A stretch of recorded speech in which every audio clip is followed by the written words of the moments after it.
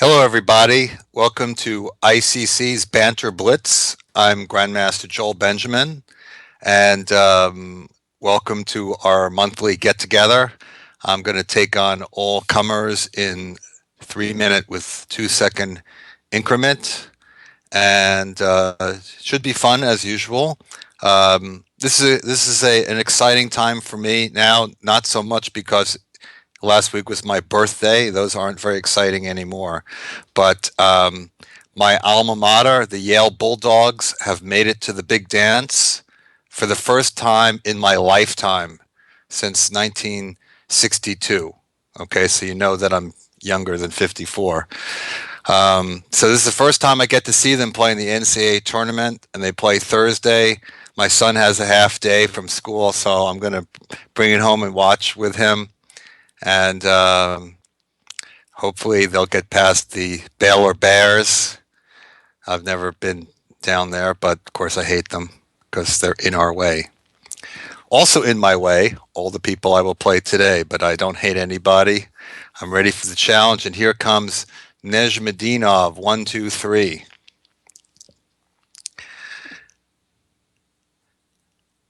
Okay, Nejmedinov, be ready to rock. So you never know when you get the call. There you go. You got to be ready because you never know when you're going to come up in the queue. So far, it's kind of like a reversed French. The problem is the advanced French is a tricky opening for white because you don't really have much time to keep your center developed and get castled. So playing the advanced French a tempo down, I think, is a bad idea. And the Nejmedinov has already given me a pawn in the opening, and I'm going to say that I don't mind that at all. I'm happy with that. I've got my pawn booty. He's also playing very fast. Okay, let's try something a little interesting here. It's not the kind of game where you can really just try to knock someone out on time because with 2 second increment, if you get a bad position, you can't expect someone to fail to checkmate you. Okay, so we're having a little fun here. I sacrificed in exchange, but it doesn't look very risky because I already have a couple of pawns, and that knight on a1, excuse me, I'm not entirely sure that it's going to get out. Plus, there's other things going on here as well. Let's see. I don't want knight c2, so all right, let me start with a little checky-wecky here. I almost have some, weird mates brewing, but bishop king e6. I could give another check. I think, yeah, actually, I think I will. Will I? I think I'll just play king d2, and that stops knight c2. King, come and attack that knight. Excuse me. And knight c1. Now I'm going to give a checky-wecky. I think I'm going to start recouping some material. Well, as I said, I already have those two pawns. Or maybe I'll go and trap that knight now.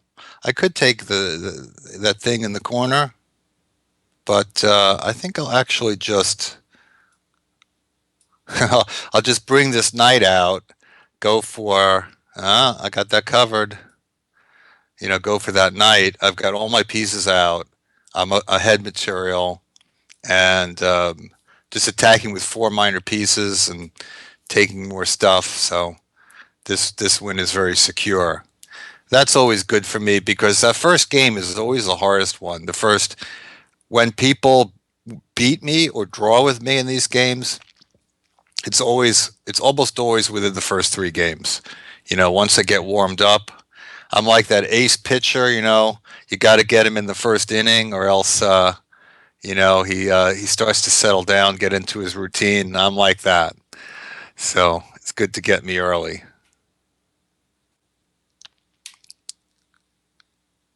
Bishop e6. Okay, I don't see reason not to take more material. just up lots of stuff, and should be pretty routine from here. But of course, you get your opportunity to play, and you play as long as you like. No pressure. Okay, I'll we can trade some stuff if you like. Yeah, got both my rooks.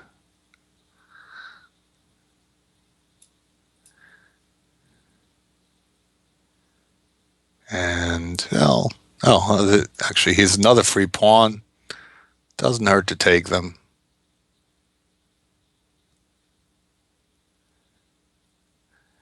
And we'll start pushing some pawns. Okay, Nezhmatinov, 1, 2, 3. That one's in the books. That was interesting opening.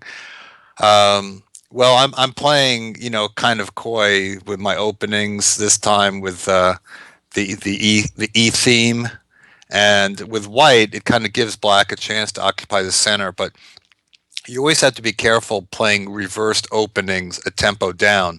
Some of them are perfectly fine. The tempo doesn't mean that much, but in some openings, the tempo is very significant. So in advanced French, down a tempo, usually you get huge pressure on your center, and it's hard to make it up. Okay, element 2737 and C4. Okay, let's go with a little English defense here.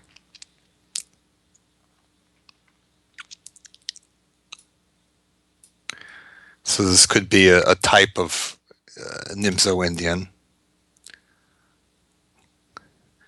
Knight F3. All right, so okay, so it's kind of a Nimzo-Indian, Queen's Indian, if you will. Could be called either one, actually, because it's got elements of both with Bishop B4 and B6. Bishop D2. Okay, no double pawns. That's a move that's generally frowned upon in the Nimzo Indian, and you never see it on move 4. But honestly, it's not really that bad. It's just that it's the kind of move that beginners play, and when you get to be higher rated, you don't want to play this move that you never see in the database. But I don't think that it's such a bad idea to play Bishop D2. I think it's as playable as anything. Maybe not a great try for an advantage, but certainly okay. All right, so let's see. I think I'll hop in here, harass that bishop. So he prevented me from doubling his pawns. That, wasn't bad. So usually you get this type of position, then there's doubled C pawns. But on the other hand, white has spent a couple moves there, and sometimes those moves could be critical. Like I could have already contemplated rook f6 there, and maybe that would have even been a little bit strong. The timing is slightly unclear.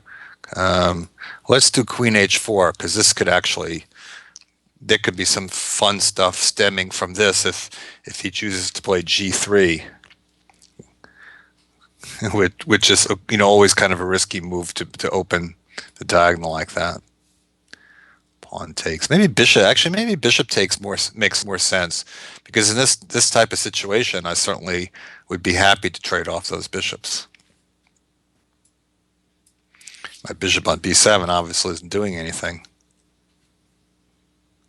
d5. Now, I don't know if I need to worry about this pawn on e6. Well, I can start by, should I coax that h pawn forward? Okay, I'll just do it.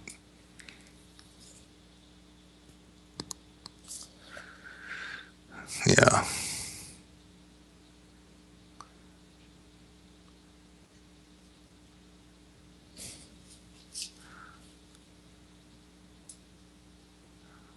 Just kind of bring up some troops here.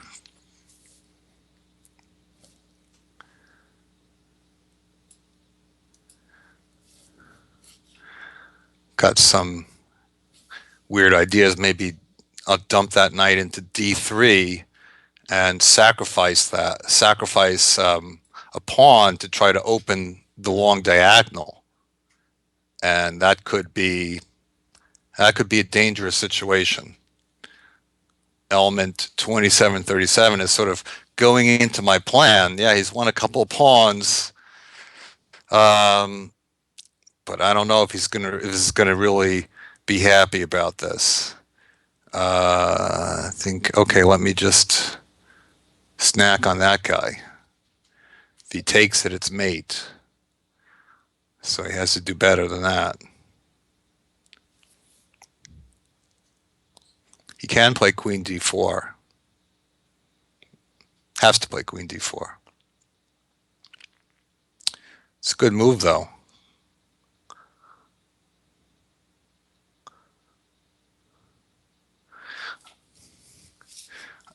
Yeah, I thought I had queen g5, but there's a problem with it, I see. A rather big problem. Now, I don't have anything like rook g6. That's not a mate after taking the rook, so I think I have to take the queen. I think pawn takes was stronger because then d5 would be an idea. Now, do I just it's not very sporty, but I think the best thing is just to grab the rook because I can just take some pawns. Rook takes, and yeah, I should just take this pawn here. Okay, so now I didn't really give up much there, so I'm just up in exchange for no pawns. So it should be a matter of technique.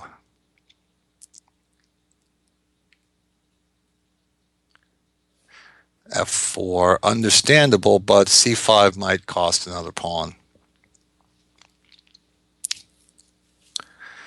Yeah, take this way because I don't want bishop e5 blocking me. So now that e3 pawn is doomed, if he plays f5, I could go for a liquidation to the pawn ending just for fun, because I'm all about the liquidation to the pawn ending. As one would know if they've read my book, Liquidation on the Chessboard. I'm all about that liquidation. All right, let's grab, grab, grab. Okay, a sneaky threat on g7, so I have to be alert here, but I was paying attention.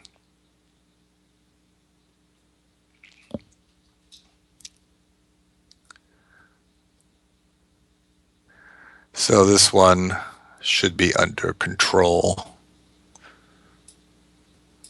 So now we activate the rooks. Actually, that bishop is in big trouble. King g2. Okay. Rook there. Also, ladder mates are definitely kind of popping up here. The bishop is just about trapped. Check. Like I said, ladder mate.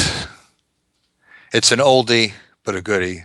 Ah, well, he stopped the ladder mate. Okay, so we'll just get very prosaic here. Just put my pawn on put my rook on a light square. Okay, take more pawns. Okay. Pushy, pushy, pushy, pushy, kingy.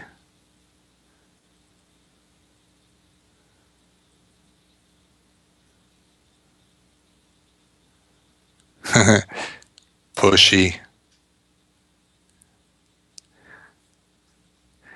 Now it's just a question of, how many moves can element 2737 avoid checkmate for? I think that's really, well, not very many more. You can he says, okay, okay, make that a queen. He says there was an honor playing against me. because he's element 2737 because my rating was 2737 on ICC. Wow, that is cool. Well, thank you for the game. Craig K is up now.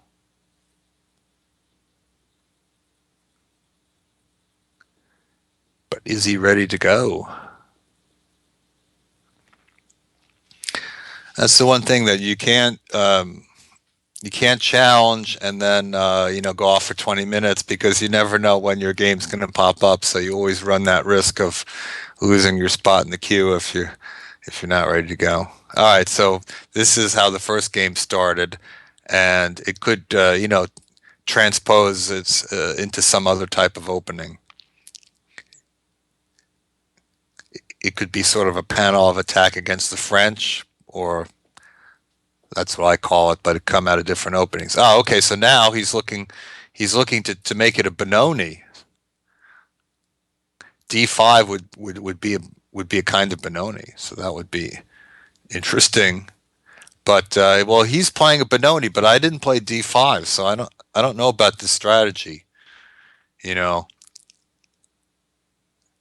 you have to play the opening according to what your opponent is doing, and I think that I kind of threw him off a little bit. But if you wanted to play Benoni, I think you should have started with C5. That would have made more sense to me. Here, black has an isolated D pawn, so he's going to have to prove that that's not an issue, and maybe he can.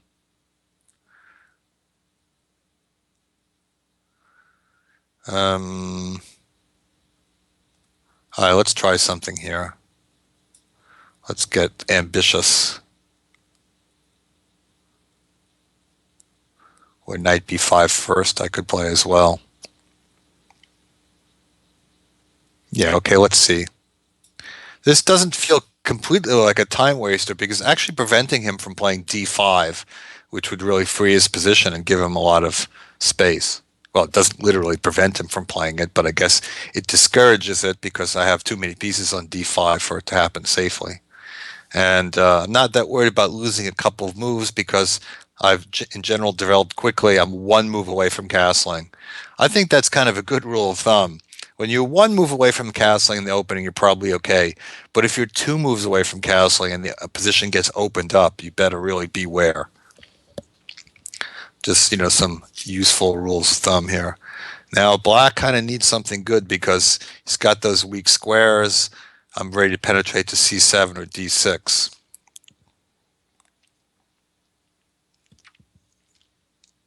Okay. Knight c7, is that free? Is that free material?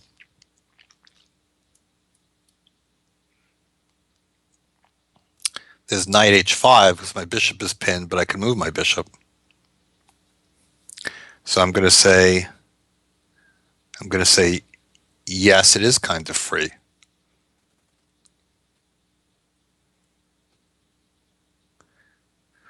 I mean, it's also not a bad idea just to castle because I'm not sure how he would defend everything. How he would really get out of the way of knight c7 or even just plonking down on d6.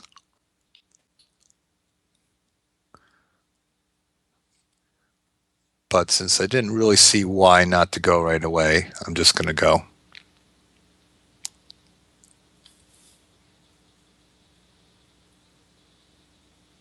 Knight e4. That's maybe the reason. It's a good move.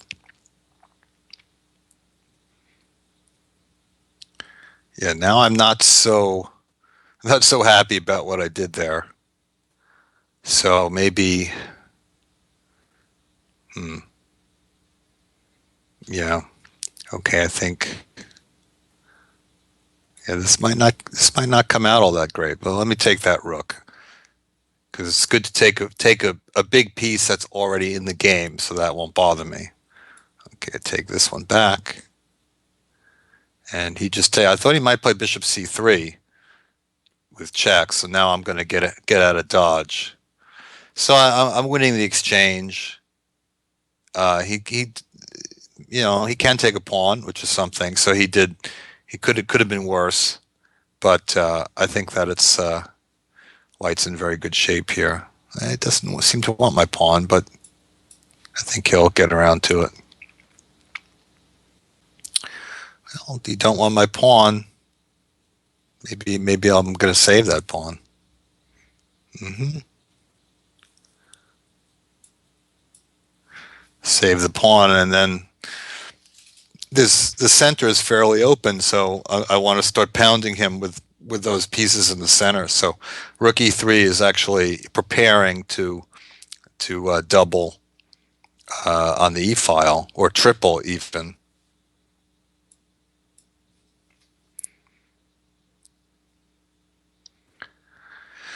Knight on c6 is semi-pinned. You know, it can go to a5, but it's a little bit limited, so I'm not really too worried about his activity. I think got everything under control. Queen can't really go too far because of rook e8 check.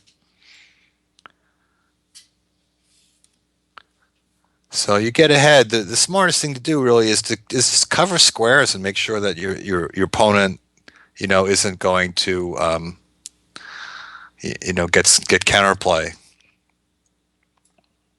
Let's just, like I said, hit on the e file. You know, when you have rooks, use them. Exploit the advantages of rooks. Rook e8 is a kind of a threat. Well, it's a threat because of the weak back rank. And Craig K ran out of time, but maybe he thought it couldn't do much there anyway. So that was, yeah, it was a decent game, but Black's opening was a little dubious because, you know, created weaknesses in the center, and those weaknesses were exploited because his development wasn't quite quick enough to get his king out of the center and be able to take care of everything. All right, so now we've got Dan 910712. I'm not sure what the significance of that number is, but whatever. Okay, so I'm going to go for a kind of Dutch approach here with f5.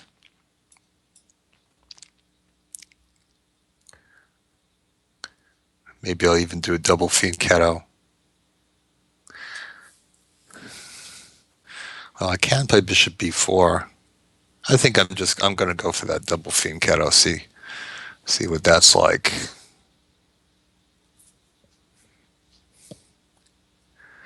That's fun to experiment.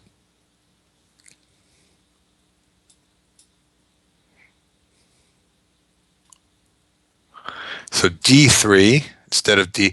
Another approach would be d4, looking to maybe stuff the bishop with d5. But this d3 move is looking to play e4, which is also quite logical. And there he goes. I don't necessarily have to take it, although if I don't take it, there will be issues.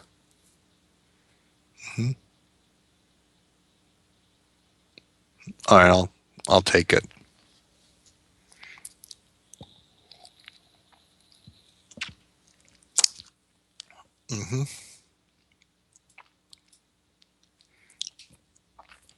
I'll just castle, see how he's going to recapture that.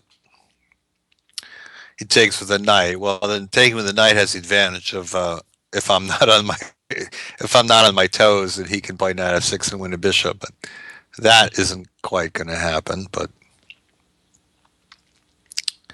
you know, I guess it's a reasonable try. All right, let's develop. You know, maybe it's a position that's, well, could be slightly better for white. I could have taken an e4. I thought that he actually would then take back with the pawn and maybe gets those pawns rolling. Because I actually like this structure right now, I think. Queen, well, I'm not sure if I can improve my queen, but I'm going to try. I know if I take with the bishop, I don't really like the bishop on f6. Bishop e3. Yeah. Makes sense. Let's see, he's gonna play d4 maybe. Uh,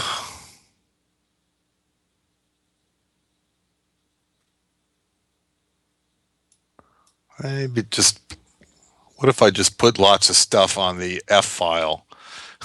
There's not much happening on the F file now, but maybe in a couple of moves. Um, all right, I'm just gonna run back here and offer a trade, and then one fine day maybe something will show up down there and attack him. It's not really where I want to go with that night, but okay, he doesn't accept my offer for trade. That's not very nice. He's trying to push me around.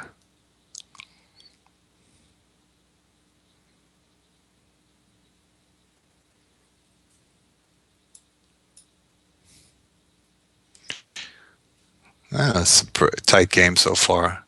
C5, okay. Trying to get in there. Um,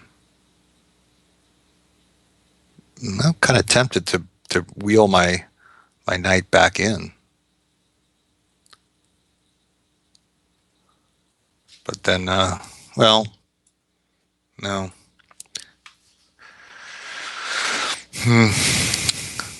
I'll just play it safe here. I didn't really like setting up more tactics, but maybe I should have just played knight c6 or bishop d5. I didn't like him penetrating on the file. So I'm in a little bit of a holding pattern with that move, I guess. Okay, queen b3. Now I'm going to play bishop d5. I get a tempo. I might sacrifice something on the queen side, but I'm psychologically prepared to do so.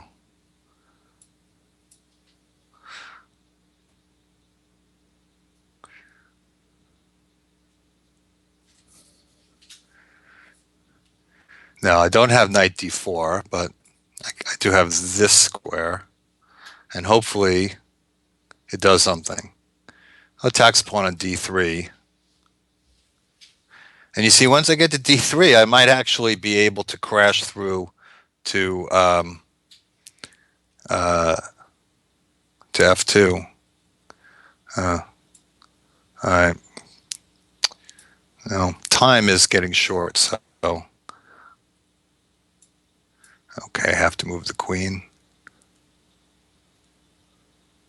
Oh, knight g4 maybe wasn't the smartest move I ever played. Oh, I was a little bit more afraid that he was going to take on b6. Okay, check. Let's get in there.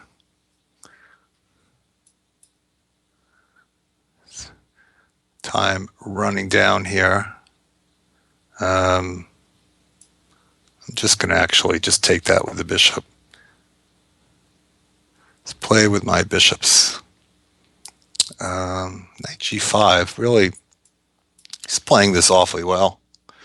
Oh, it's 1959. It's first glance I've had at my opponent's rating, and I understand why he's playing better than anybody else has played so far.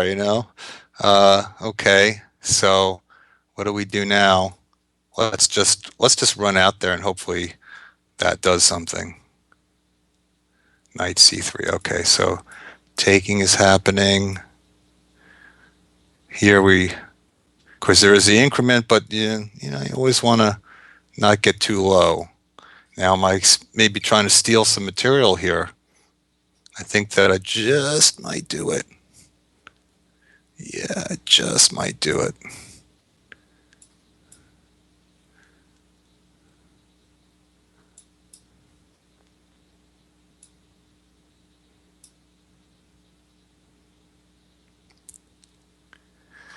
Okay, thank you, Dan910712. Tango Niner, bravo. That was a tight game. We got low on time. I just played Queen A3. Sometimes you make a superficially aggressive move, and then something good manages to happen. but with that one was pretty tight. Okay, everybody's played E5. It's kind of interesting. So let me do something a little different than D4, which I played in every game so far. So let's try something different.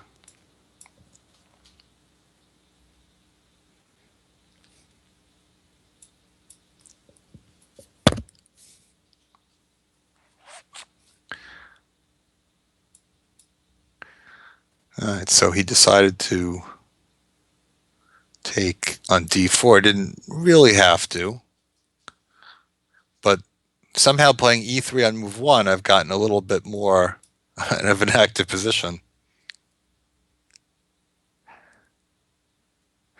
Sometimes it can be kind of confusing playing against different move orders, and you have to, especially in Blitz, and you have to try to figure out the logic of everything on the fly.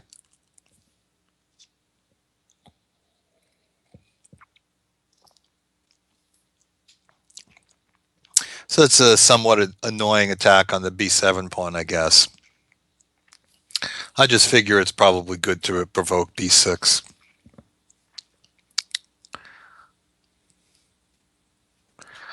That was interesting. He decided since he had a pawn on B6, he wanted to go back and fianchetto it. I did not see that coming. I don't know if it's necessary. It's not that big a weakness there. I mean, on the queen side, on the king side, I understand, but okay. It looks like kind of of a favorable version of a Petrov's defense to me.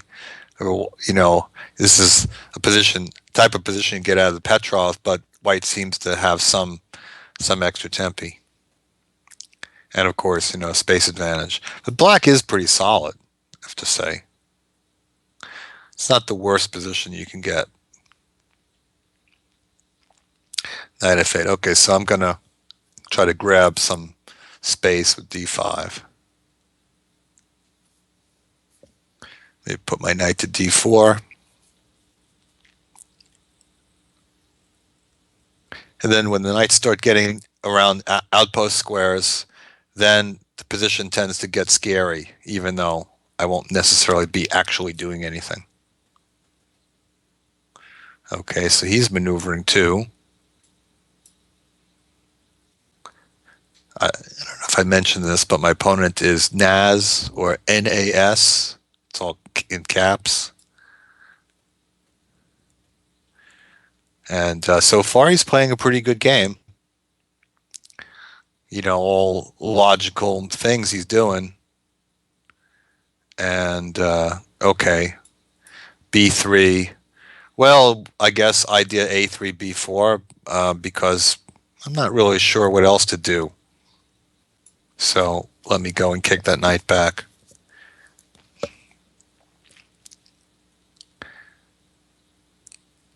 That's one of those things that tends to be scarier than it actually should be. Sometimes the prospect of having that knight thrown back causes the opponent to overreact. hmm Bishop G5. That's not a bad idea actually. He could have done it last move as well because he's got some kingside play. All right, so what am I gonna do? I'm gonna take it, and I think I'm gonna play bishop back, keep the king side defended.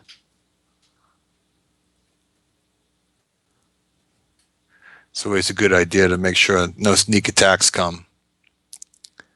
But the queen out, maybe knight b5 at some moment can be a little awkward. The bishop on b7, of course, is out of play. Knight h4. I was expecting to go the other way. He's looking at this f3 square. Now, if I play b4, do I run into any tricks? He can't really attack that knight. I don't think there are any tricks. So I'm going to go ahead b4. And I like to have the move knight e4 ready. Yeah. Or maybe just knight b5. Going to use this knight. Keep f3 guarded. Then something has to react to c7 Or he could try some kind of counterattacking move, but ultimately something has to react there. I got a nice time edge as well. Okay. All right, so that's headed back. Um, it's just sort of generic strengthening move and doubling on the E file. Yeah, can't really hurt to do that. H6 making luft. That's a good idea, really, because back rank with those rooks lined up on the E file, it wasn't a threat, but definitely not a bad idea. So I'm just, I guess slowly strengthening,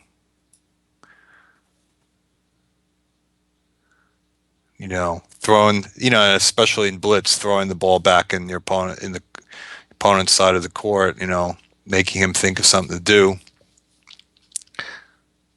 Maybe whatever he does might set up an opportunity.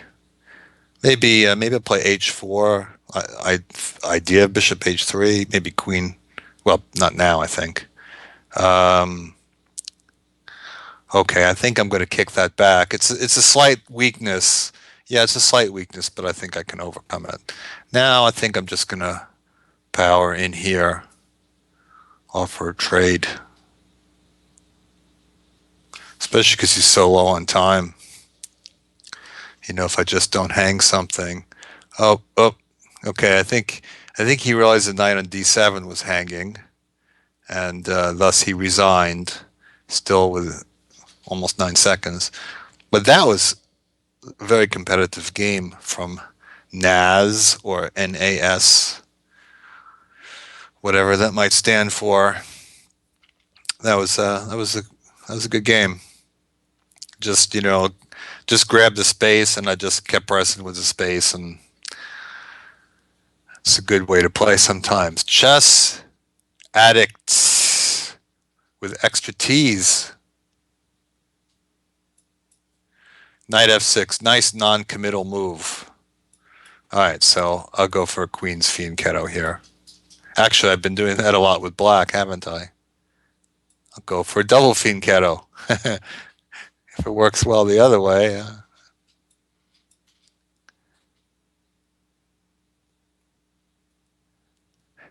So it's like a queen's Indian with an extra tempo.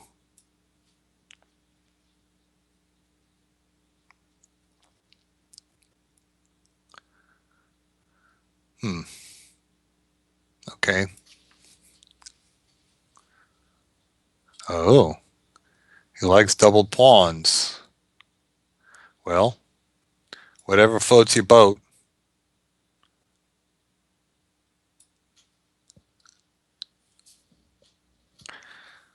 I'm not sure if I should even play c4 because sometimes it's good to just go knight c3 and knight a4.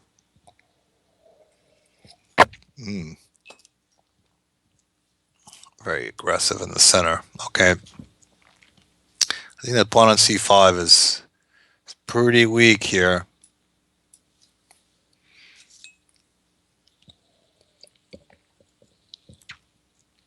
It's like a Nimzo Indian, except I didn't have to give up my bishop to double the pawns. Even better.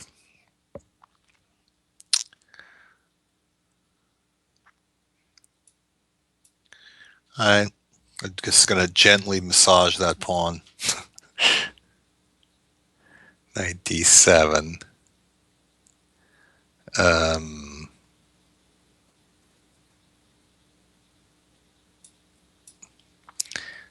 Continue the massage.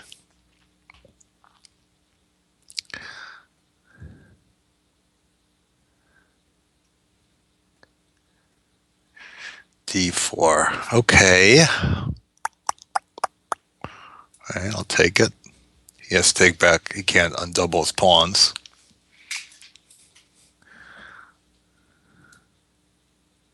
I think he's going to be kind of tied down there for a while.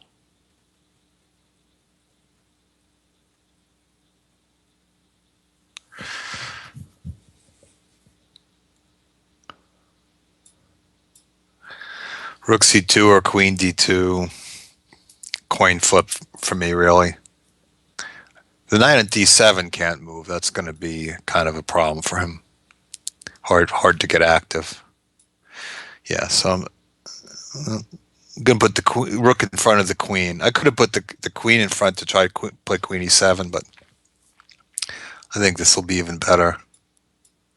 h5. I don't have to react to that at all. I don't think so. I won't.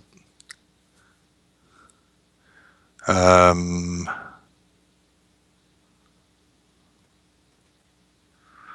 well, it feels like I should just win a pawn here somewhere. Do I trade rooks? Yeah, okay. How about that?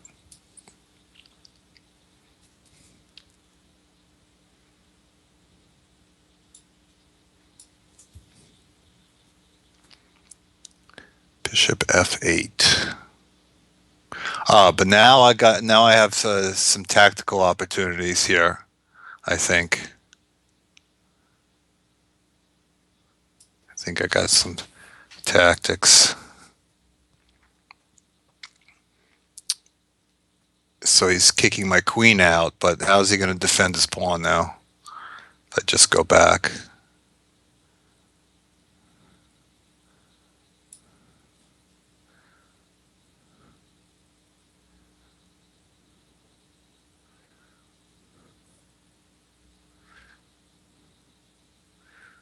All right. Let's start taking stuff.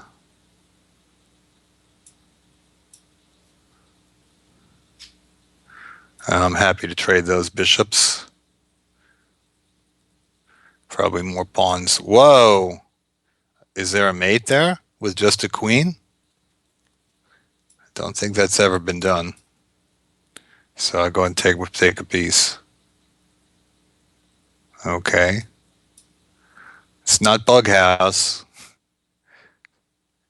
There we go. Okay, thank you, Chess Addict. Well, you can't take double pawns lightly, especially when the double pawns can't be supported by their neighbors. That's a common mistake that's made below the master level is not appreciating how risky it is to have that structure c6, c5, d5. I mean, you can play it, but the pawns are potentially quite weak. All right, here it looks like FYZ is not quite ready to go. And will this be our first no play of the day? Last month there were an awful lot of them, but so far we were perfect until that one. We'll see if he comes back and gets in line again. All right, so we've got WFJ Allet with Gillette 500.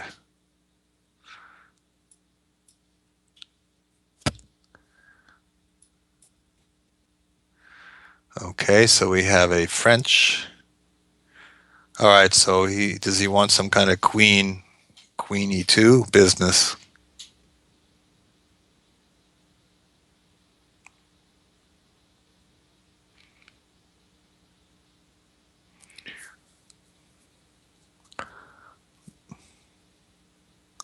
Well,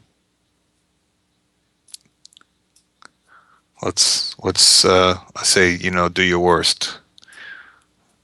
I think I'll just sacrifice that pawn there. Does that make sense? I'll just go here. So just sort of uncomplicated way to play. Just sacrifice the pawn for development. Is it totally sound? Well, I've said many times on ICC that people sacrifice pawns very easily these days. So it seems like Black is getting a fair bit of time here. So it shouldn't be too bad. Also, I think he's moving his queen really a little bit more than he needs to. And he's getting quite a lot of hits. I'm already castled and ready to activate my rook. And he's 2 moves away from castling, and he's not going to get closer on this move. So I don't know. Queen h4. That's a good move, though. I probably should have played a little differently there.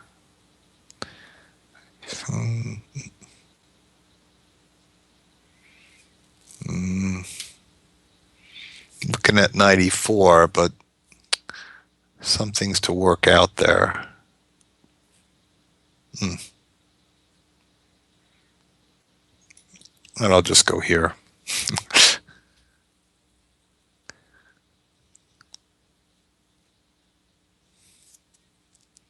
Probably should have just done that last move and left the queen on a4. Maybe played the other knight to e4 and then hit the queen. Yeah, that would have been good. All right, do I have a sneaky discovery for something huge? Probably not. All right, I'll just take it back then. That wasn't exactly what I wanted to do. The knight c5 really it was not the best. Still a lot of development here for black.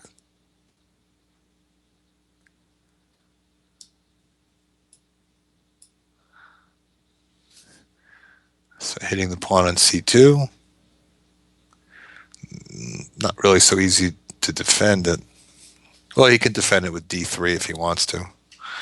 Or knight c3 doesn't defend the pawn. And I'm actually going to take the pawn because I like the d3 square. I like to set the d3, and I think this is very risky because bishop e5. Yeah, I think just bishop e5. Knight d5 is one of those moves. It feels good when you play it because you take a pawn and you make a threat. But if it's not blitz and you're thinking a little deeply on these moves, you say, well, not that simple. Okay, queen c4. Uh, yeah, but what if I just grab this rook here? Oh, my knight was hanging. I forgot that one. Maybe okay. Well, that's all right. That's all right. Hmm. All right. Let's just back away. Oh, that hits a couple of things. That's not terrible. But I thought that yeah, I thought that was going to be even more decisive than it was. I just won an exchange. Well, maybe I win more material. I guess maybe I can cash in some more, depending on where his queen goes. Yeah, no, I can't really.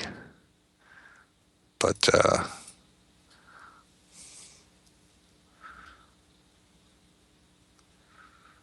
mm,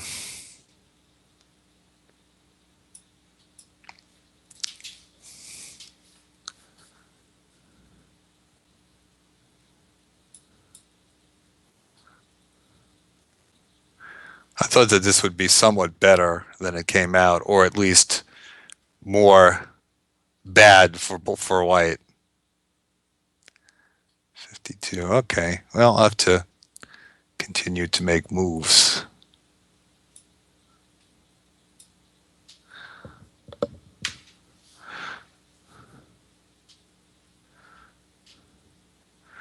I was thinking about that move, but I actually had that square covered. Yeah, I had that same idea in my head for a moment that he could play bishop d3, but I had it covered. Otherwise, he was hanging in there. I think, although I had an exchange, didn't I? I think that would have eventually been enough to win the game with Gillette. Sometimes I don't really know how you're supposed to say these names when there's a bunch of letters. You don't know where the word breaks are supposed to be, or what are what are words and what are just meant to be said as letters. But anyway, so far so good. Racking them up and mowing them down. Haven't really seen any of the usual suspects today. All kind of, I think a lot of new players. I mean, new for me anyway.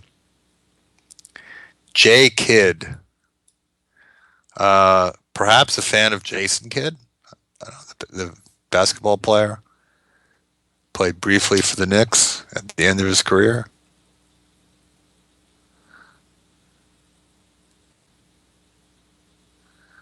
Got him thinking. Got him thinking. Maybe I can win a pawn.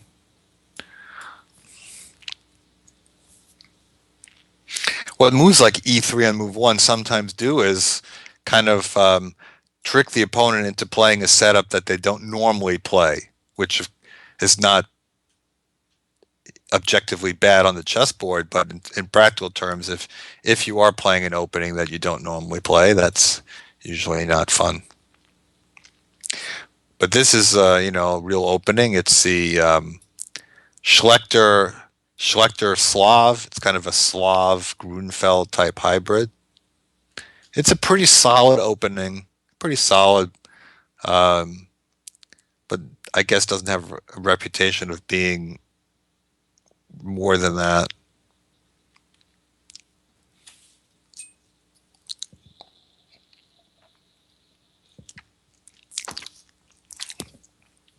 I don't know if this is exactly theory, but I just thought Queen B3 would be a slightly annoying move to deal with.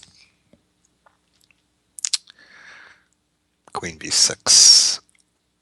All right, you know what? I'll just castle. Figure out more than that next move.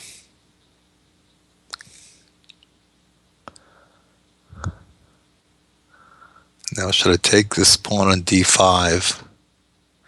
Which I guess I probably could have taken it last move, which would have been maybe more of an issue, yeah?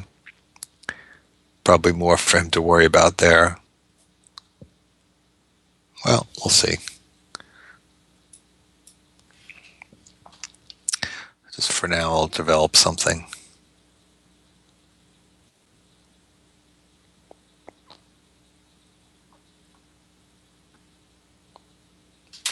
And now I'll take on D5.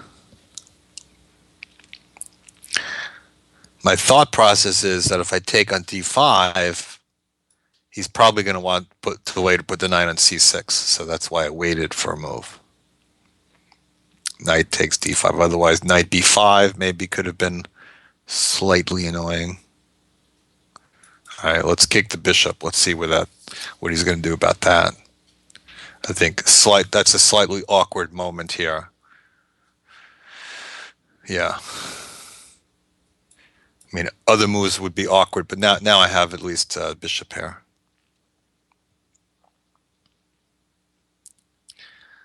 I do have those doubled pawns, and although those double pawns are ugly, the thing about them is they're not targets. They're not. I'm not in any danger of getting them taken. Okay, so I'm going to undouble them. It seems like they'll be a stronger attacking force then. E5. And how exactly do I want to push these forward?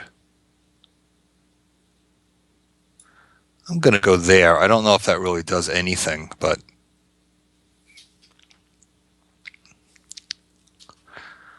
might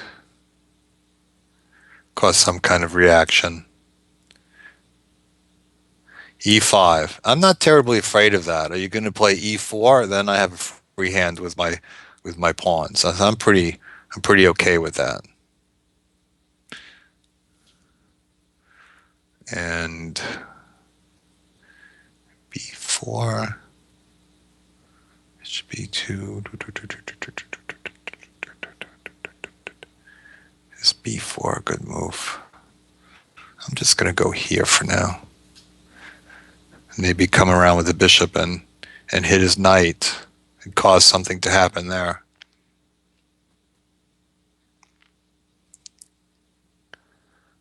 Maybe I'd even consider playing F4 to force that pawn to come forward.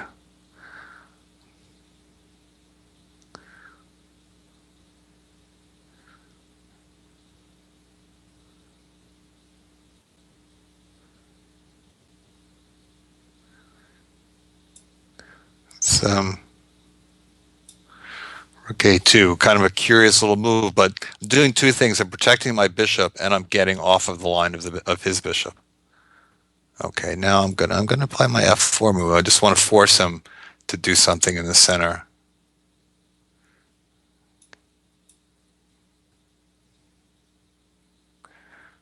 e8. Okay, just defend that for now. Mm-hmm.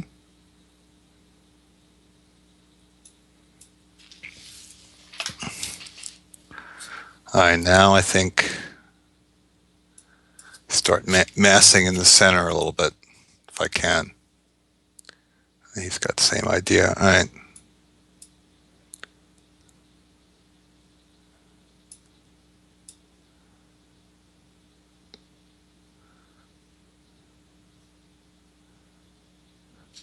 Thinking about rook e5. I don't know if that move is crazy or not.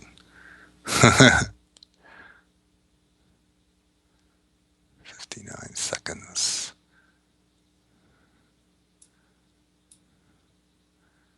H5 doesn't bother me at all. If he plays H4, I'll go G4. That's really, well, maybe he's preventing G4, but it's not offensively. It's not doing anything. Okay, he's getting there a little one move quicker than I wanted him to.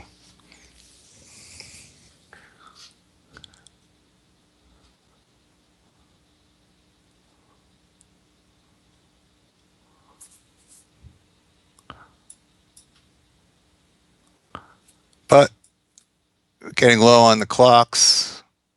We'll get this thing moving. Yeah.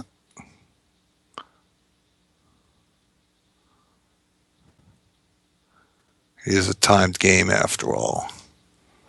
Okay.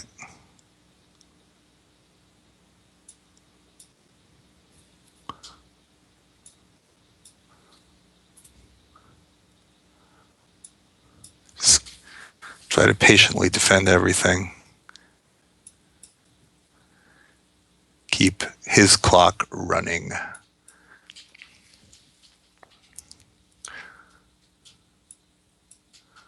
Press forward.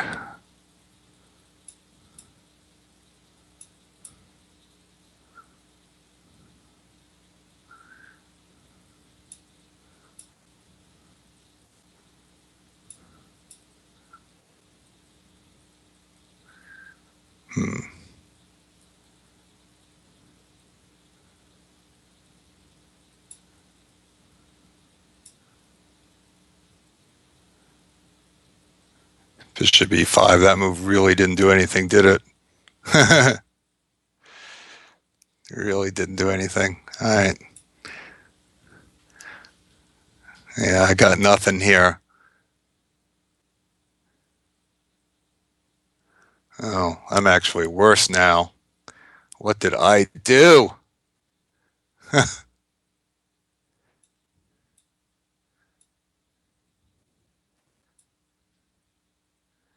That was really bad. Oh, okay. That's a little bit of a gift. Oh, that's interesting.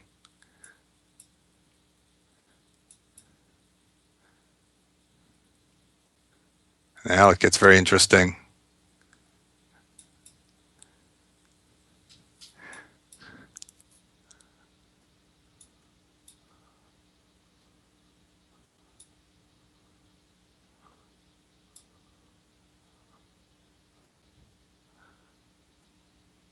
Oh, he's thinking here. It's a good move.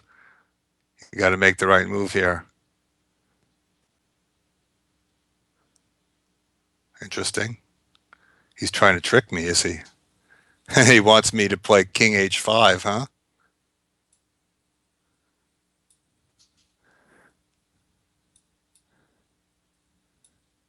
Looks like it's going to be a draw.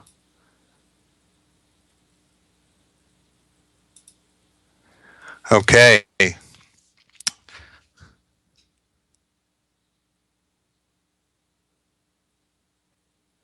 That was a good game.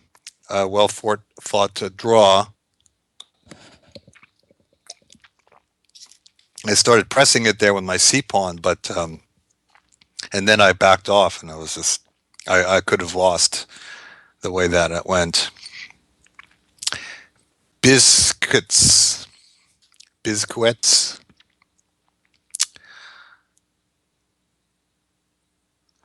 Well, still undefeated at least for today.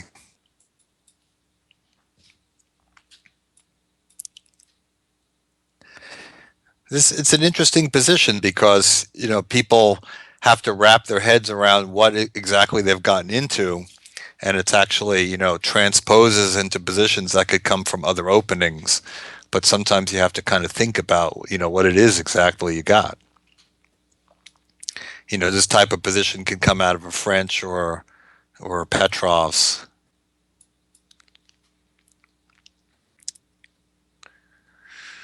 Mm-hmm. I I'll go for a pin myself. Okay. Take, take, take, take, take, take, take, take.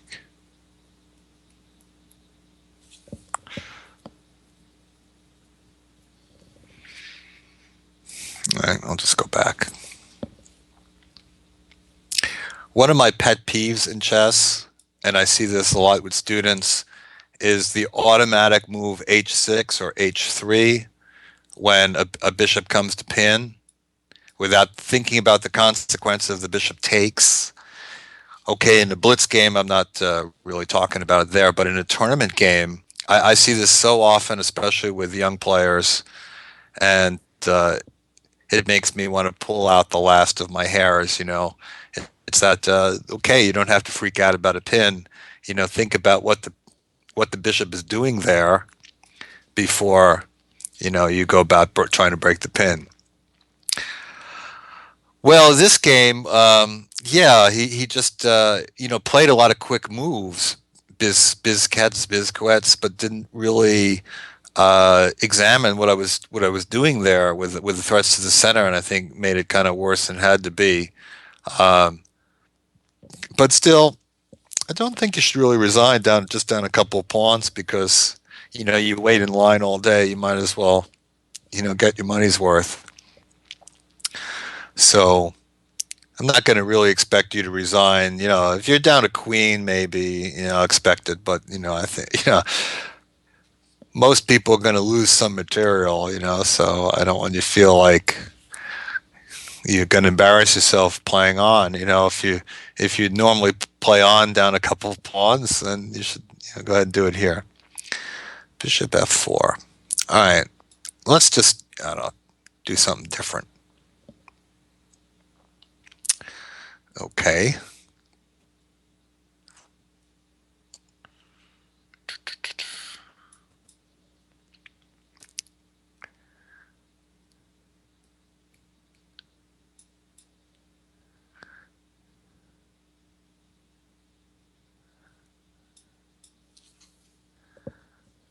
So this is M Parsons 81, and he is not going to let any kind of weird moves throw him off his game. He's going about with his plan.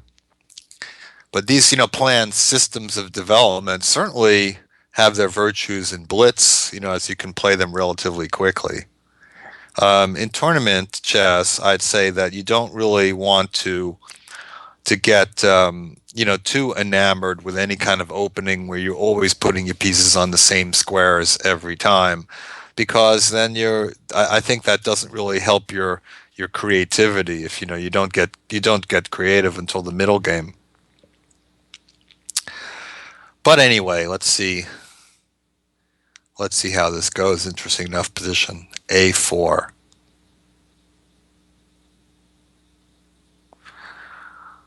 Well, I guess that gives me something to think about there.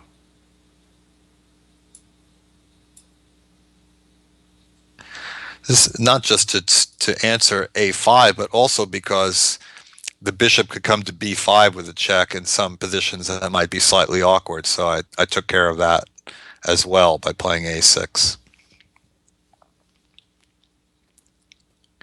I thought that he might be inclined to try to castle queenside because he does have that open H file. And if I castle kingside, he could try to attack there. That's one reason why I haven't rushed to castle myself, because I don't want to provide that target, keep him guessing where my king will go. Probably ultimately I castle kingside, how long can he play really with his king in the center? So he may just have to castle in the next couple of moves. E4. Is that a threat of E5?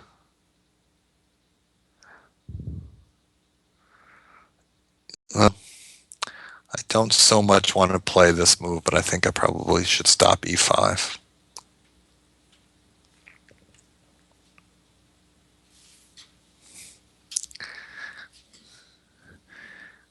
And, he may soon run out of things to do before. Actually, now I think I can just castle really because what can you do to attack on the H file? The center will get opened up. Knight H4. I thought another knight might come around, but all right, I'm just going to take that. So now if he takes with the rook, he can't castle. If he takes with the pawn, okay, his pawn on H4 I think doesn't make all that much sense. So a bit of a dilemma.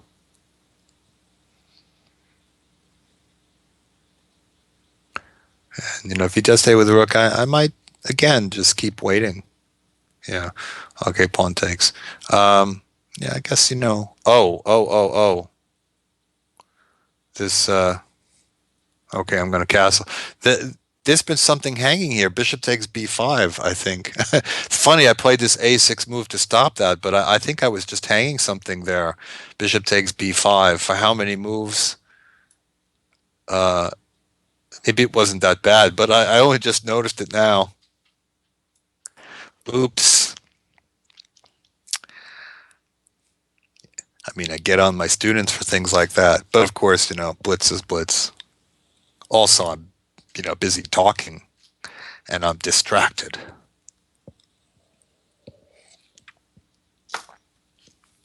H5. I don't think I have to worry about that too much. I think D5 is thematic.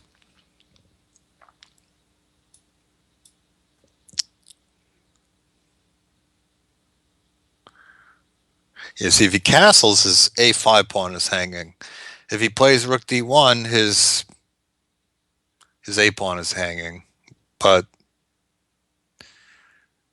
then I have to think a moment about this pawn on, yeah, this pawn on H6. So maybe I won't take it. Yeah, okay, he defended it. I understand, but I feel like I have to keep my queen around there.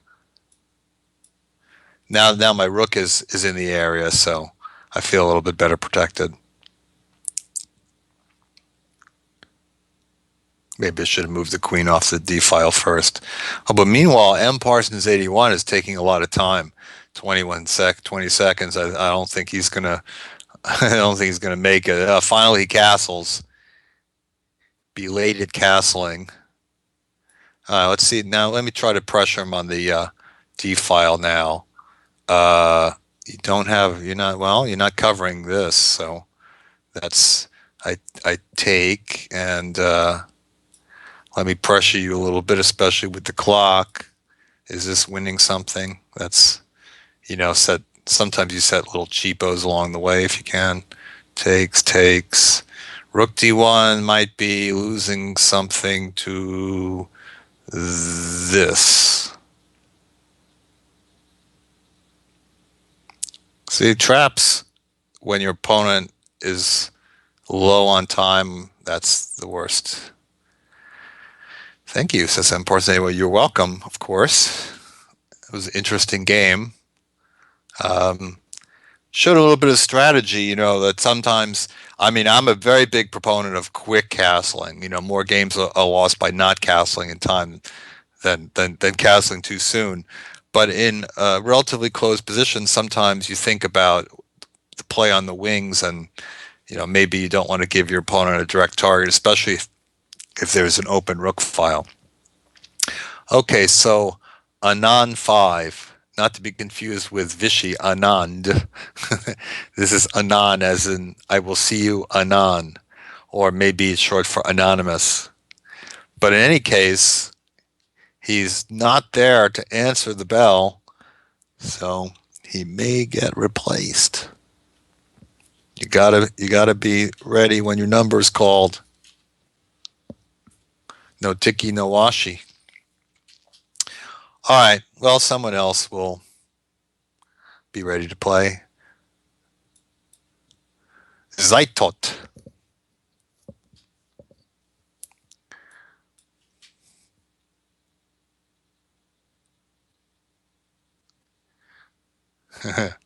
All right. I'll just take. Let's see.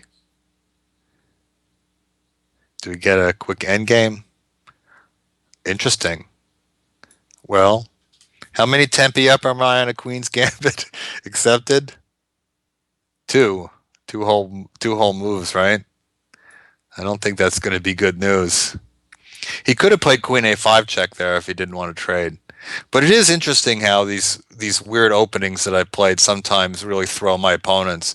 There was one month that I was playing B3 or B6, and every game I started B6, it seemed that I won the E pawn in the opening. So let's see if Zaitot is able to get back this pawn on C5. It's entirely possible, but in the meantime, I could cause him other problems. E5 was ambitious, not going to E6, because now the pawn on E5 is a little bit of a target. Bishop E6. Okay. So rook should be good on the C file there. Knight C6. Okay. Still.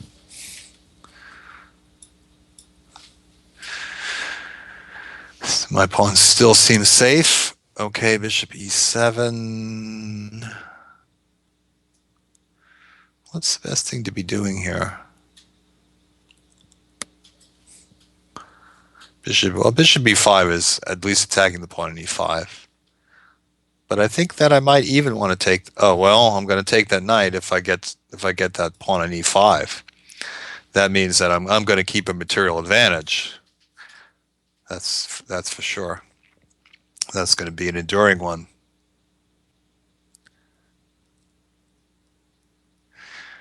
You know, sometimes the fundamentals in chess are really important. Like, make sure pawns are protected.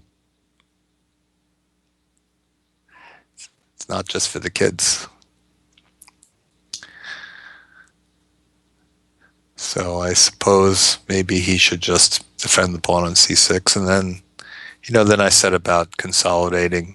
I could even probably defend that pawn and keep that pawn on C5, defend it as well. Bishop F6 coming. Knight D3 is an awkward looking move, but do I try to hold on to everything? Yeah, I'm gonna play a little greedy move here. The thing is, it defends C5, but also it prevents the knight from going to B4, and it protects the pawn on B2. So I think it actually doesn't really give black all that much to do. And meanwhile, I'm up 2 pawns.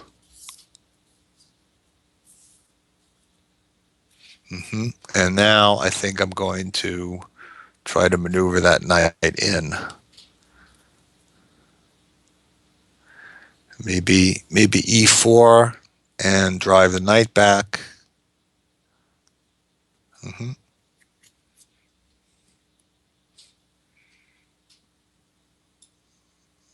Go backwards.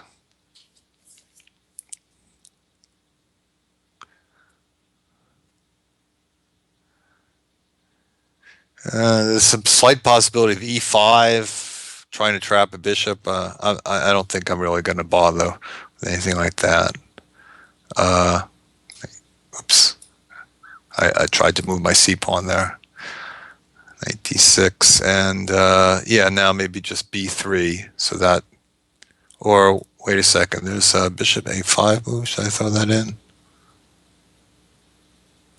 Nah, I won't bother with that. Maybe later. B5, okay. Here's an interesting moment. Should I? What happens? What happens if I do this? F4. Trying to link up there, just get everything defended with E5.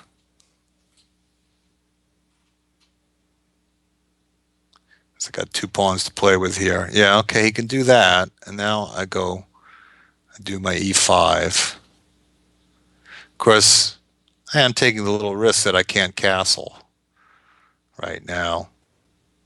And maybe I played that not very accurately. I tried playing this very, very accurately, and then I just go and do that, right? Okay, so looks like I'm giving something back to the community here. Yeah, that was not smart.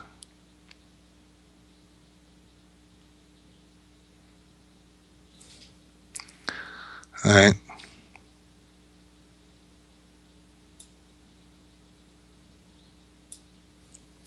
Now, let me just defend that for now.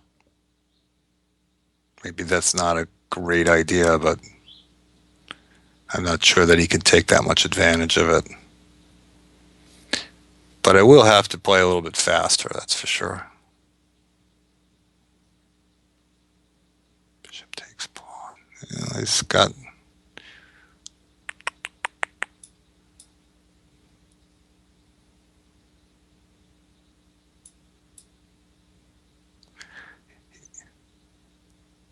I'm not winning this very artistically.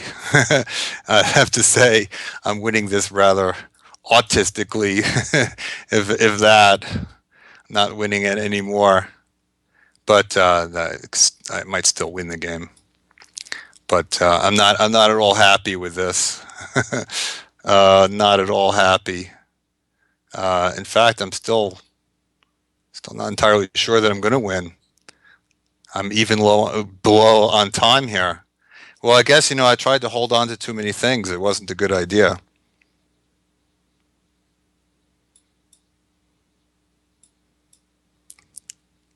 I mean, objectively, I'm not winning this position anymore, but I still might win it. I might lose it. I might very well lose it too.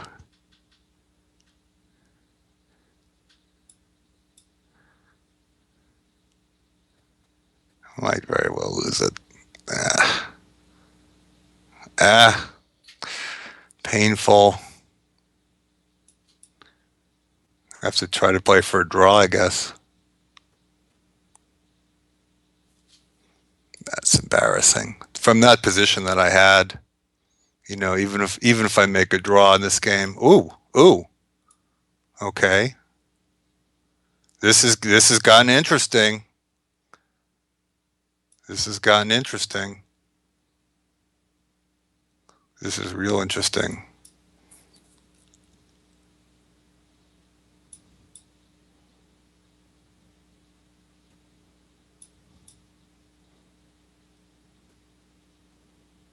Okay, that's what I was waiting for. Now I can go to the other side. Oh man.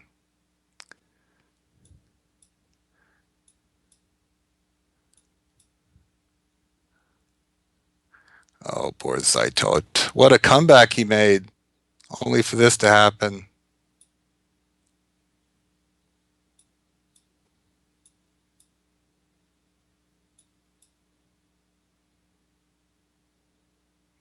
Oh, poor Zaitot. I really gave you the chance there.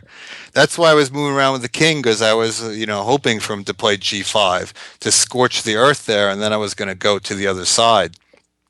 Because I didn't see really how I could liquidate with an F and an H pawn against a G pawn.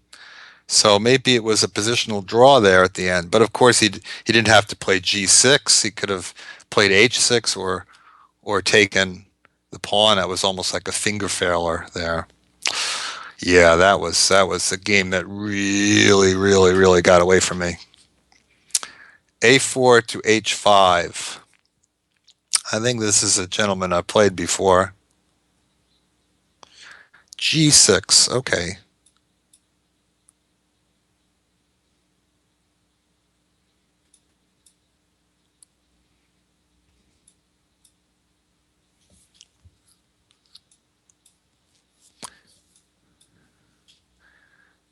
So I'm kind of playing like reversed French.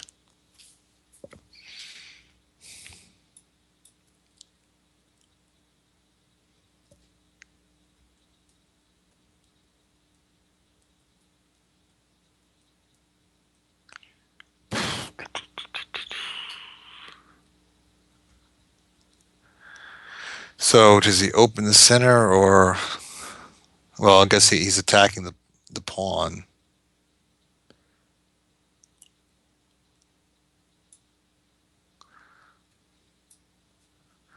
So if I play f3, he has knight takes e3. Yeah, I almost fell for that one. Yeah, I almost fell for that one. Okay. Let's go h3 then. So he wants to introduce f5 maybe.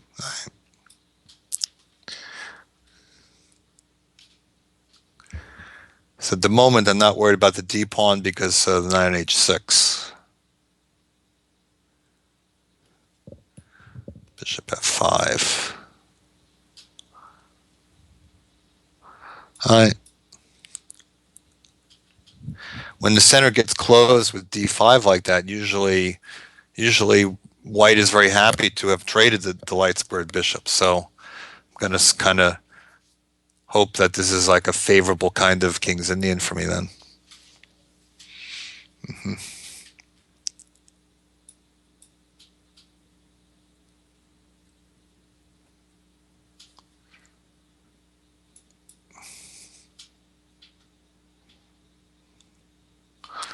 All right, now let's get that going. It's like a King's Indian. You got your side, I got mine. But my attack is certainly more developed unless he's going to play g4 with a sacrifice because he doesn't even have the pawn on h5. I mean, he's blocking the h pawn. But of course, once that gets going, sometimes it comes very quickly.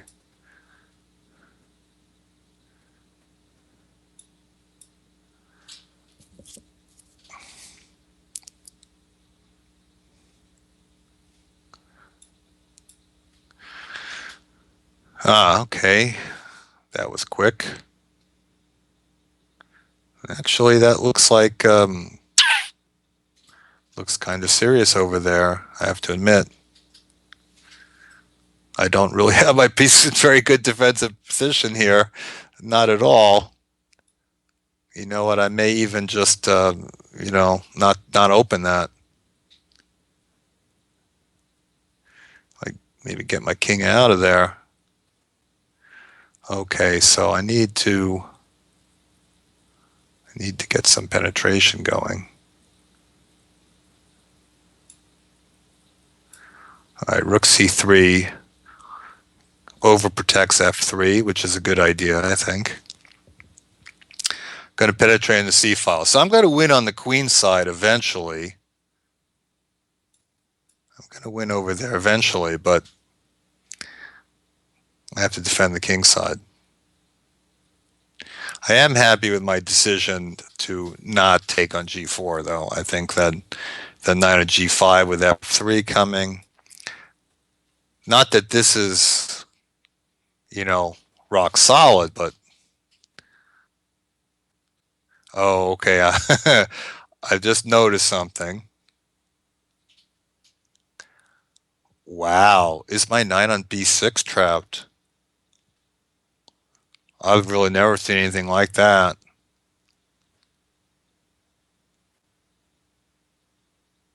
Huh. Wow. My bishop has no. Oh, oh. I'm also getting mated there. Oh, that's really bad. Okay, so I'm just going to have to. I don't know what I'm going to have to do here. Going to have to just be a piece down. Looks like a4 h5 got me. What did I do? I played rook c6. Yeah, I underestimated this. I needed to maybe go knight b6 or an a5 and get that in. Okay, so I just have to play very, very quickly now. That's the first thing. Is he threatening mate? Very soon. Oh, that's a mate. Oh man, I got mated.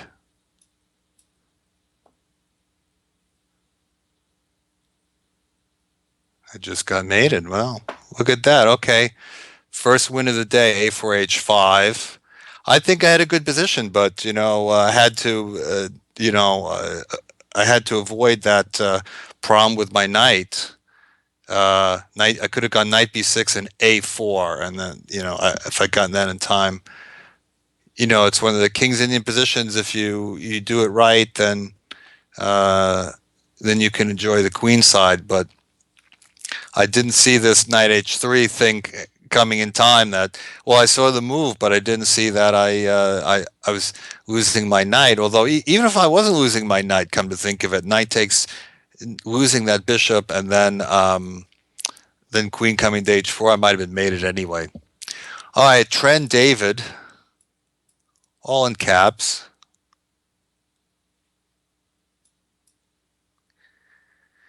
And here we go. Yeah. So it hasn't been a good day for the white pieces. Yeah?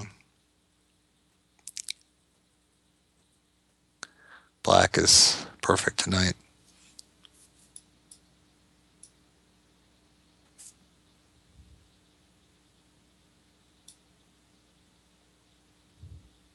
I was pre-moving my bishop, but I didn't know what square it was going to.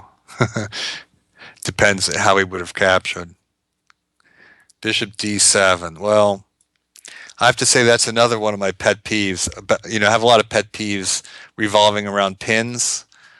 That's another thing that I see students do a lot is when they have a pin like that, they always play bishop D7 or D2.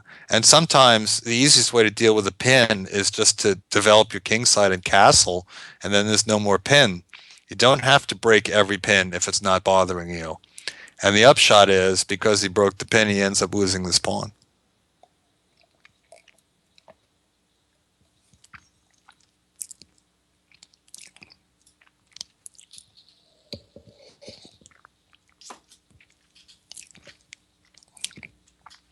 Now for my technique. Let's see if it will be there in this game. It hasn't always been great today. Okay, very relieved to get this guy to C3. So that's out. Rook's connected. Oh, I think that move was a little overzealous, as Clyde would say. Walt Clyde Frazier, I mean. Go ahead and double my pawns. I've got an extra piece. I certainly don't care.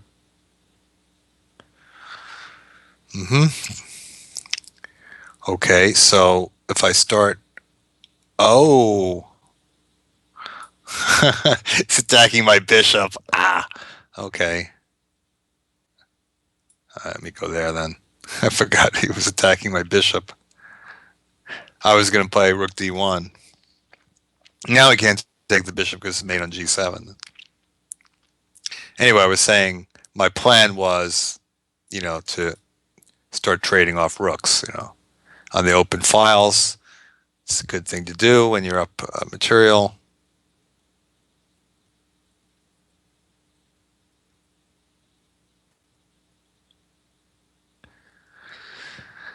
And this one should be considerably easier than the previous game.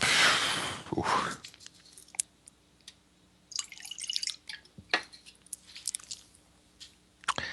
King h8. Okay, all right, I'll trade that. I'll be a merchant, and I'll wheel that in. Coming to f5, pretty hard to stop, except by more trades.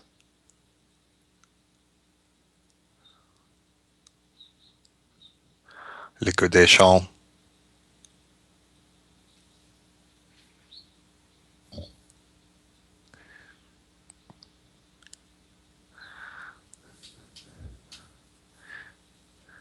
Oh, rook d5. Well, actually, that's a good move, and I had not seen it. Hmm.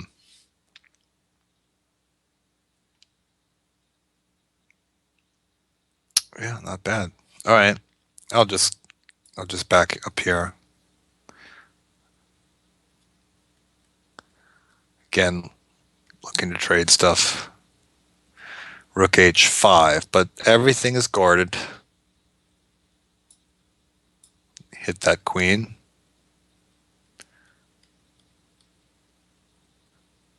Six and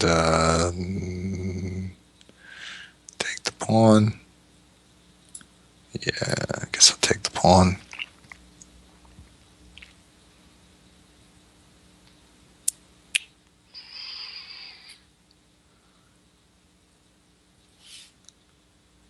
Still should be a matter of technique.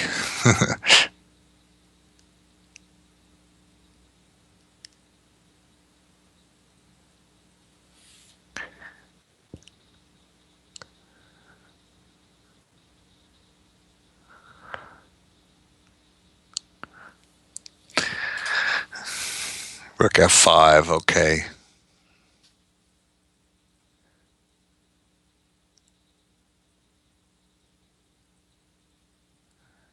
Um,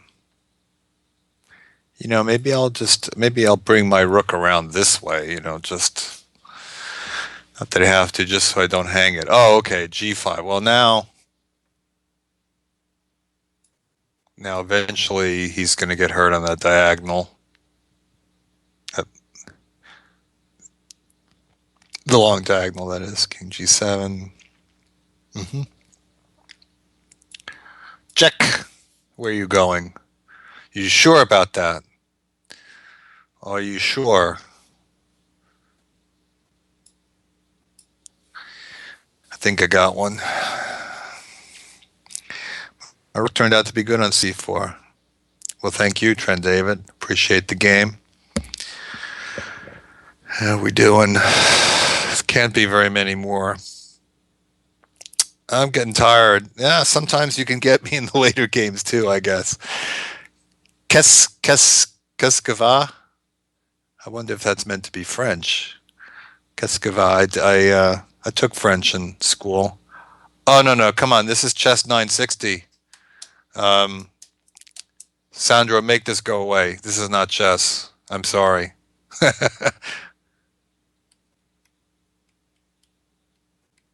This is not a chess game.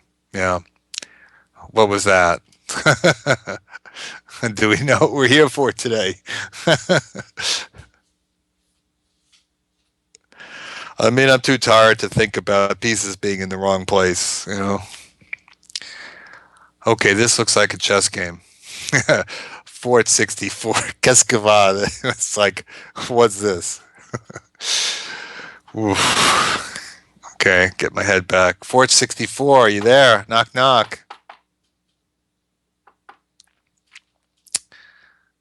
64. 1964 was a good year. Okay.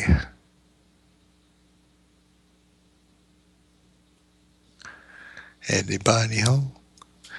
Is there anybody in there? Just not if you can hear me. Is there anyone at home?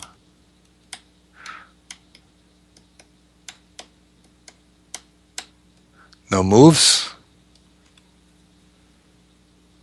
It's got to be somebody else in line.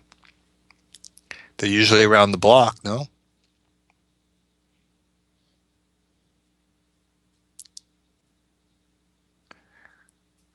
This is psychological strategy.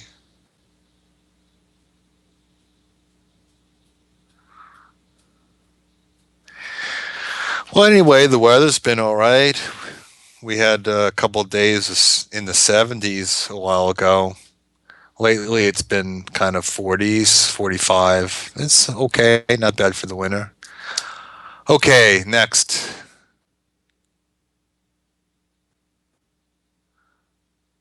What do we got? Keskava's back with real chess. Okay, I'm ready for you. Real chess. Take two.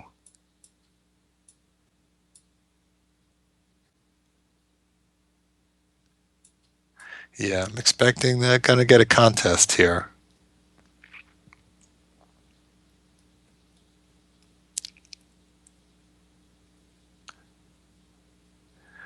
All right, I'm going to try bishop b4 this time, since he made a little target there for my bishop to attack.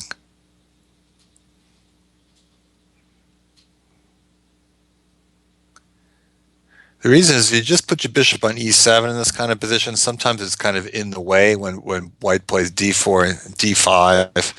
It's just not doing very much.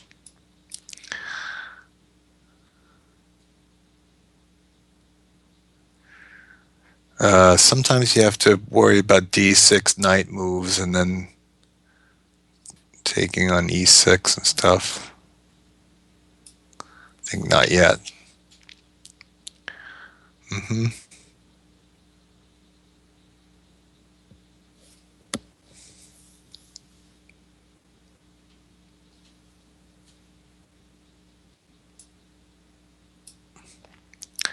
Okay, that protects the e6 pawn.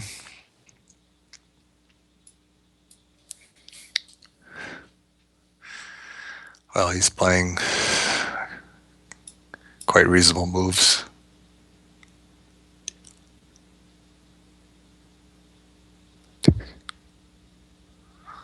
Is there knight takes e5? Oh, I don't think it's going to win material, no. No, that should be fine. a4. Huh, interesting. Okay, I'll go a5, sure. Because if b5, I don't have to worry about knight c5 for a while. And if he takes, still kind of the same thing.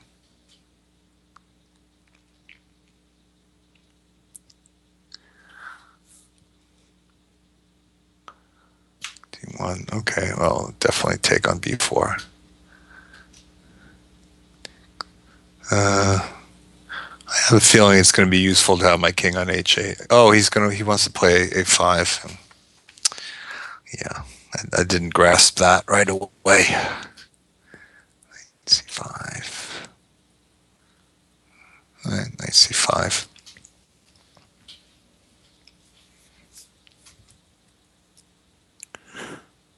Okay. I take it. I take it. And I don't know what I do next.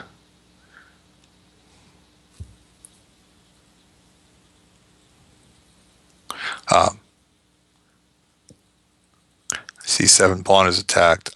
Guys, I'm getting a little slow here. I'm telling you, this is it really is. It'll be time for me soon.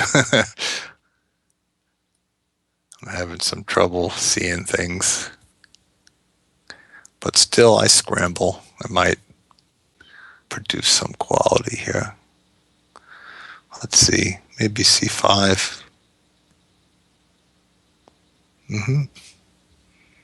Queen A8. No, I think just put the bishop on a safe square. I have to figure out what I actually want to do with my kingside build-up. I've got some build-up there, but where am I going? E4, F4. Let's just play F4. Start with that.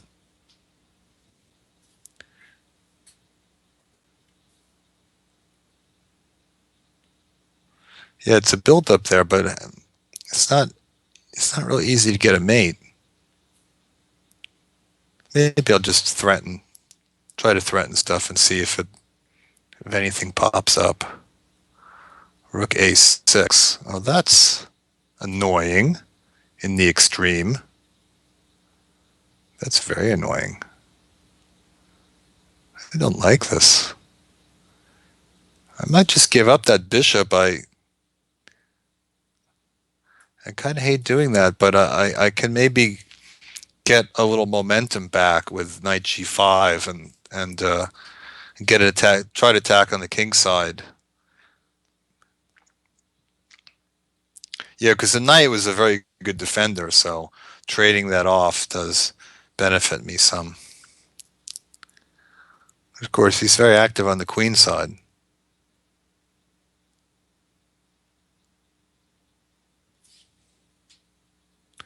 And this is the plan. Queen h5. And I have some threats on the king side. No question about that. How real exactly are they? I think they are somewhat significant. Queen b7, okay. He's attacking c7. Uh, Taking on e2 looks like a good bet here. Yep.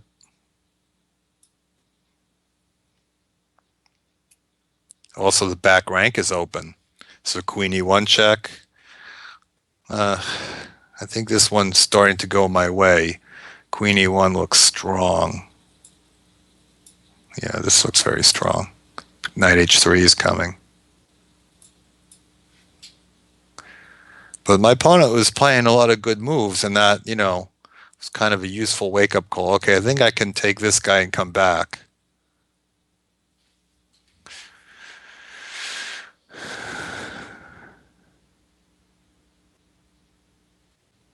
Okay, I mean, this is surely a forced mate, right?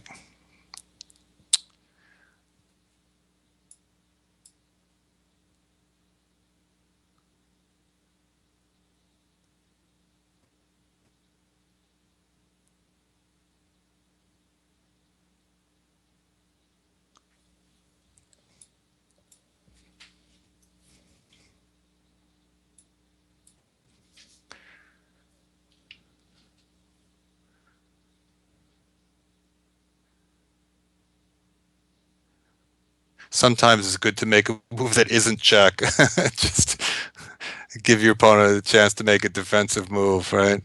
Okay. Uh, Knight f2, knight h3, knight d3. Which one? This one? I don't know. It's got to be winning, right? Oh, I didn't see that. I did not see that move. That was a little disconcerting. Check.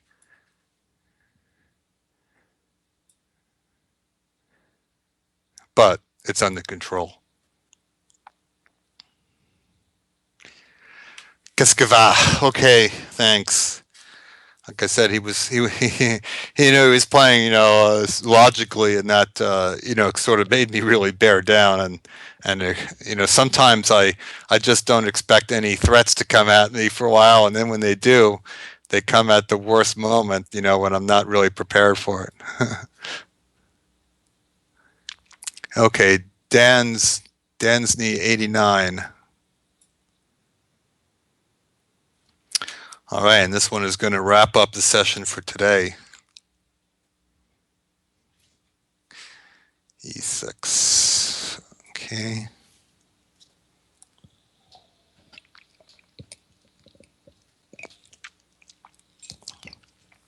Interesting. My e-pawn strategy has led to a lot of queenside fianchettos. And when I play d3 and d6, of course, that leads to a lot of kingside fianchettos. So I guess that sort of makes sense.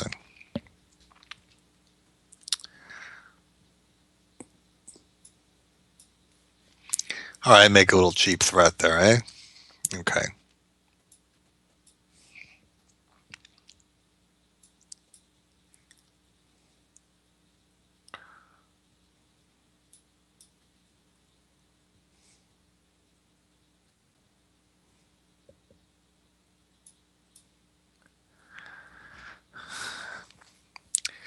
So I'm just sort of making a lot of automatic moves here without any great thought. I certainly could have doubled those pawns with knight takes c6, and maybe should have. Maybe should have. But once again, I'm loading up for a kingside attack. Whether I'm really going to have one, I'm not sure. But like I said, I'm loading.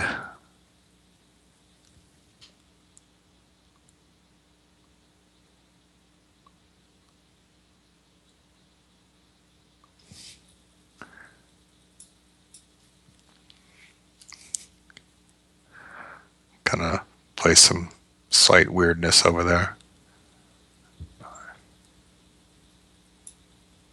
Now what happens on this?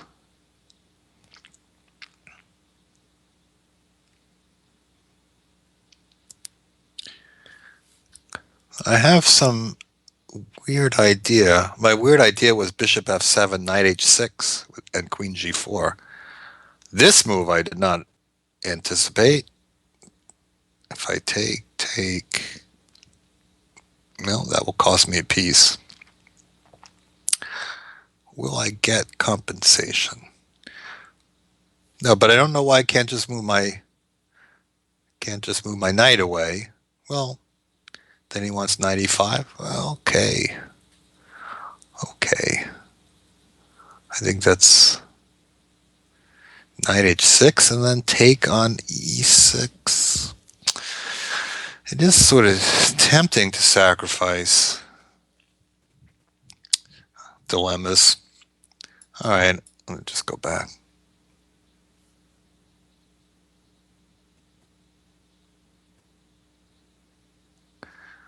Just don't feel like calculating all this.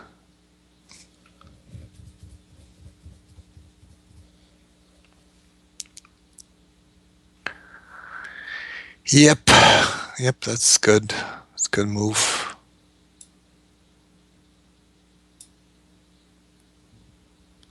Chasing my queen. I'm hoping this pawn at h5 is eventually going to make him uncomfortable.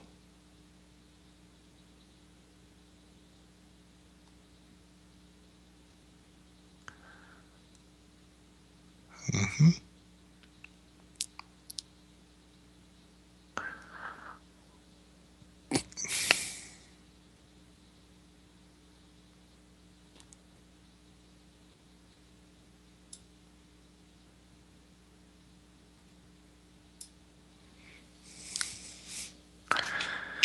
Yeah, I got to pick up the pace a little bit here.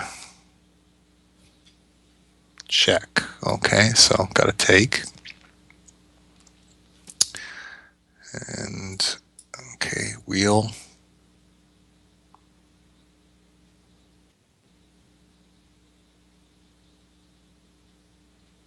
Queen d7. Well, these are logical moves. I'm trying to be creative, but I'm, maybe asking for too much. Queen g4. Well, there's really nothing wrong with that, I think. Gonna have to trade. Okay.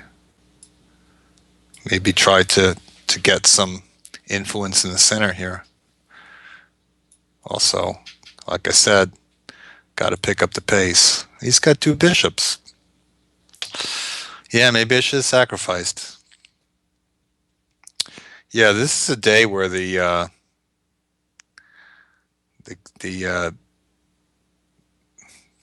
my moves have become less and less successful as we've gone on.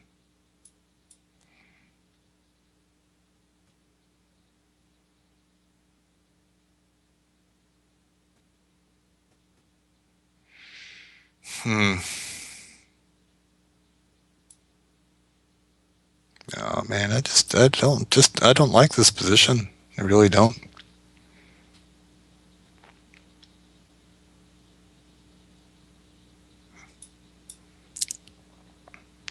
That surprised me a little bit, what just happened there. Maybe it wasn't bad, but I didn't think he was going to play b5 when I could take en passant.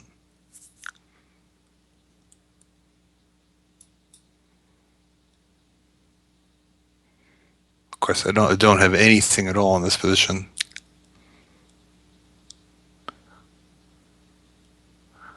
Really just trying not to be worse.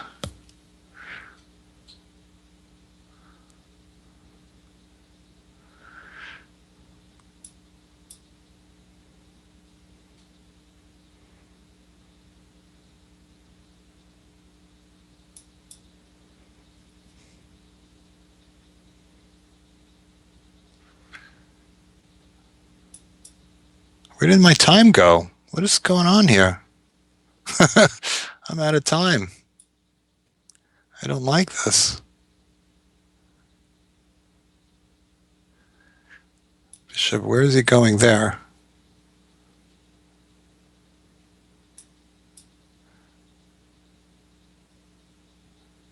I'm just getting rocked here.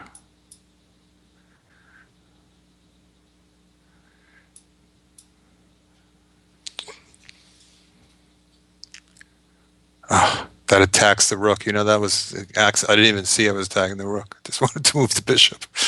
Okay.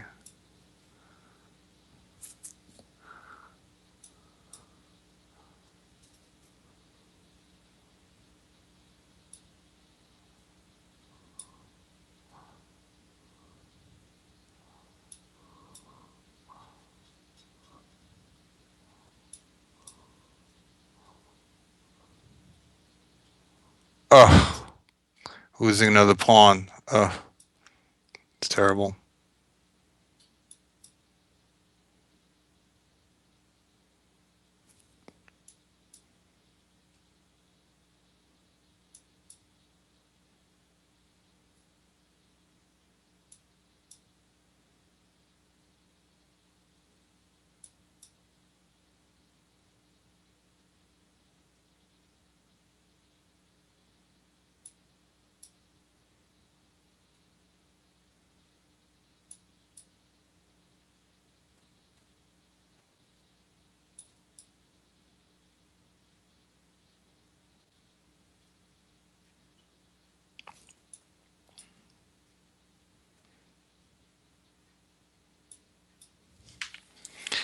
Well, I don't know if that's a great strategy. Let's see if he can make a past f pawn, he can win. But will he be able to do that?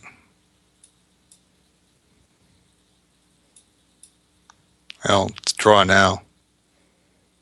Draw.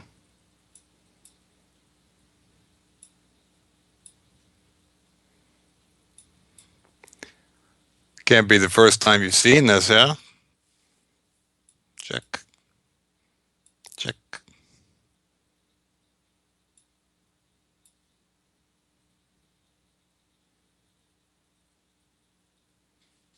Check. Or at least I demonstrated some endgame knowledge in salvaging a draw, but yeah, you were winning, yeah. But you know, putting the rook in front of the pawn is usually not the way to do it, unless you're sure you can make it past f pawn. We check,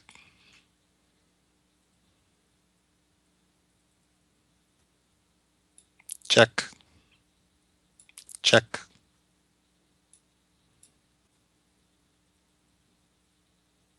check.